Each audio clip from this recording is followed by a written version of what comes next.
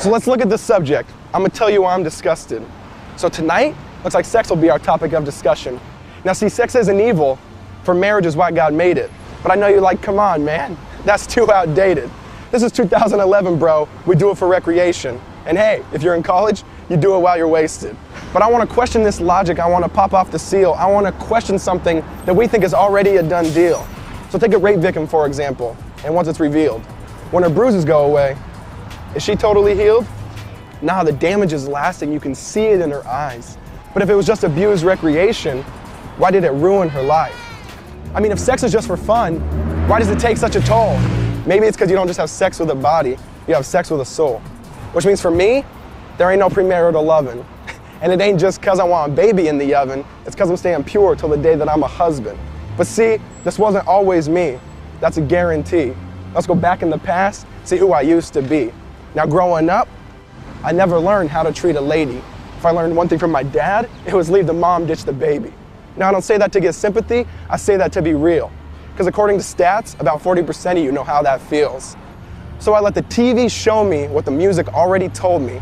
No dad at home, so I was letting MTV mold me. And they sold me, which is why my life revolved around what girl I could get next. My life revolved around this girl named sex.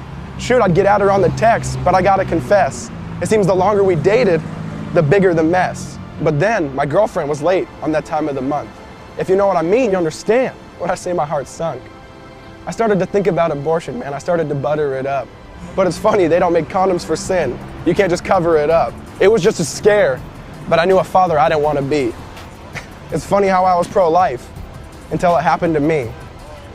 So dudes, think twice before you desire her just because she's hot. Because the truth is, your body makes a promise whether you do or not. Sorry I digressed though, let's get back to the topic. How there's some dudes who pressure her even when she says stop it.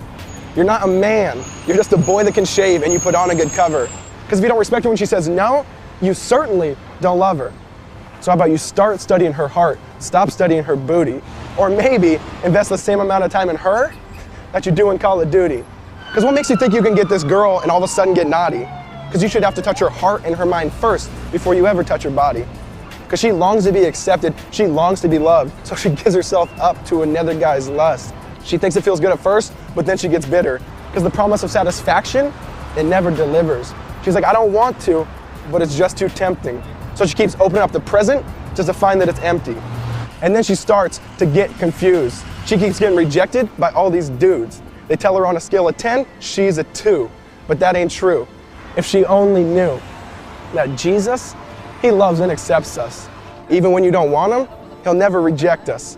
He heals us from that sin that totally infects us. And he does what condoms can't, he emotionally protects us. Now I know some of you hear this, you're gonna want to indict me.